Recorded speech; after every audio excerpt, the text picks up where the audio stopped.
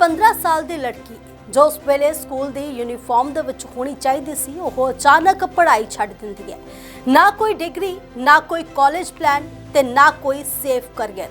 पर कुछ सालों के बाद वही लड़की एक ऐसा स्टार्टअप बनाती है जो कि करीब 6,700 करोड़ की वैल्यूएशन तक पहुंच जाता है।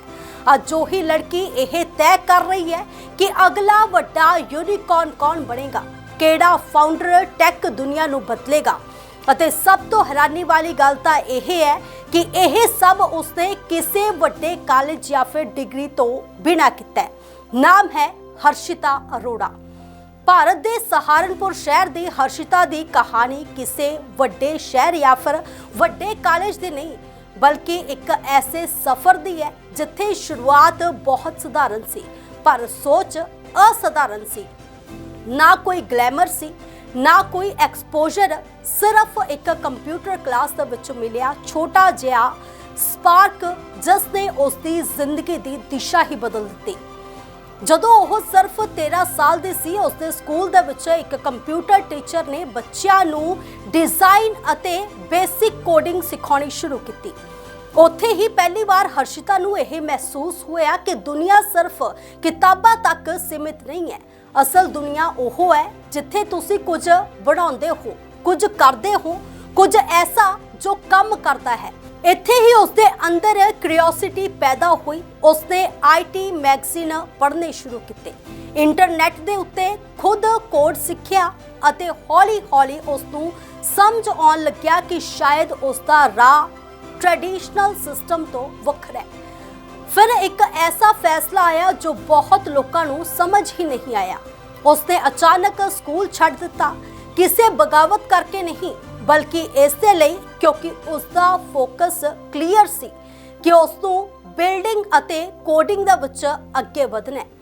कुछ समा उसने होम स्कूलिंग भी की, पर हौली हौली ओह पूरी तरह प्रोजेक्ट्स अते प्रोग्रामिंग दे विच डुब गई। इस दौरान उसके मापिया ने भी उसका भरपूर सहयोग दिता। 2016 दे विच उसनू बेंगलोर दे विच सेल्स फोर्सेस दे वल्लों इंटर्नशिप मिली अते फिर MIT लॉन्च प्रोग्राम का मौका मिलिया, जिथे उसने स्टार्टअप बिल्डिंग अते प्रोडक्ट थिंकिंग नू नेड़े तो समझना शुरू किया।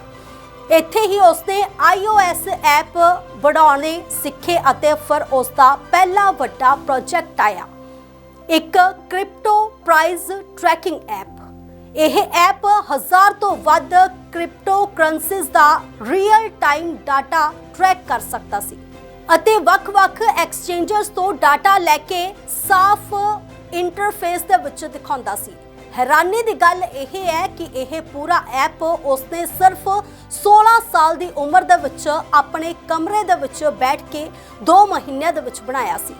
यह ऐप बाद दे विच एप्पल वल्लों फीचर किया गया अते US ते कनेडा दे ऐप स्टोर्स दे विच टॉप चार्टर तक पहुंच गया अते बाद दे विच एक्वायर भी हो गया। पर इस सफलता दे नाल कई सवाल भी आए। प्लेजरिज्म से दोष, रीएडिट वर्गे प्लेटफॉर्मां दे उत्ते आलोचना अते धमकियां, फिर भी उसने हिम्मत नहीं हारी। बाद दे विच उसनू O1 वीज़ा मिलिया अते ओह सिर्फ 16 साल की उम्र दे विच सैन फ्रांसिस्को चली गई। उत्थे उसने अपने को फाउंडर दे नाल मिल के ATOB नाम का स्टार्टअप शुरू किया। शुरू दे विच आइडिया फेल हो गया, पर उसने दिशा बदल के ट्रकिंग इंडस्ट्री की समस्या दे उत्ते काम करना शुरू करता। उसने खुद ट्रक ड्राइवर्स दे नाल गल की अते पता लगाया कि यह $790 बिलियन की इंडस्ट्री अजे भी पुराने पेमेंट सिस्टम दे उत्ते चल रही है। डिले पेमेंट, फ्रॉड अते हाई फीस, इस समस्या नू हल करन दे लई ATOB बनाया गया, जिसने फ्लीट कार्ड्स, इंस्टेंट पे आउट अते डिजिटल फाइनेंशियल टूल दे नाल सिस्टम नू बदलन दी कोशिश की। हौली हौली यह स्टार्टअप वड्डा बन गया अते जर्नल, कैटलिस्ट अते मास्टर कार्ड वर्गे इन्वेस्टर्स इस दे विच शामिल हुए। इस सारी जर्नी ने वाई कॉम्बिनेटर का ध्यान खिंचा, जिथे वह पहला विजिटिंग पार्टनर बनी ਅਤੇ ਫਿਰ 2026 ਦੇ ਵਿੱਚ ਆਫੀਸ਼ੀਅਲੀ ਜਨਰਲ ਪਾਰਟਨਰ ਬਣ ਗਈ। ਅੱਜ ਉਹੀ ਲੜਕੀ ਜੋ ਕਦੇ ਸਹਾਰਨਪੁਰ ਦੇ ਸਕੂਲ ਤੋਂ ਕੋਡਿੰਗ ਸਿੱਖ ਰਹੀ ਸੀ, ਹੁਣ ਦੁਨੀਆ ਦੇ ਸਭ ਤੋਂ ਵੱਡੇ ਸਟਾਰਟਅਪ ਇਕੋਸਿਸਟਮ ਦੇ ਵਿੱਚ ਬੈਠ ਕੇ ਇਹ ਤੈਅ ਕਰਦੀ ਹੈ ਕਿ ਅਗਲਾ ਗਲੋਬਲ ਯੂਨੀਕॉर्न ਕੌਣ ਬਣੇਗਾ। ਪਰ ਇਸ ਕਹਾਣੀ ਦਾ ਸਭ ਤੋਂ ਵੱਡਾ ਲੈਸਨ ਸਿਰਫ ਸਫਲਤਾ ਨਹੀਂ, ਇਹ ਹੈ ਕਿ ਜੇਕਰ ਤੁਹਾਡੇ ਕੋਲ ਡਿਗਰੀ ਨਹੀਂ, ਐਲਿਟ ਕਾਲਜ ਨਹੀਂ, ਫਿਰ ਵੀ ਜੇ ਤੁਹਾਡੇ ਕੋਲ ਕਲੈਰਿਟੀ, ਐਗਜ਼ੀਕਿਊਸ਼ਨ ਅਤੇ ਕ੍ਰੇਜ਼ ਹੈ ਤਾਂ ਤੁਸੀਂ ਕਿਸੇ ਵੀ ਸਿਸਟਮ ਦੇ ਵਿੱਚ ਆਪਣੀ ਜਗ੍ਹਾ ਬਣਾ ਸਕਦੇ ਹੋ।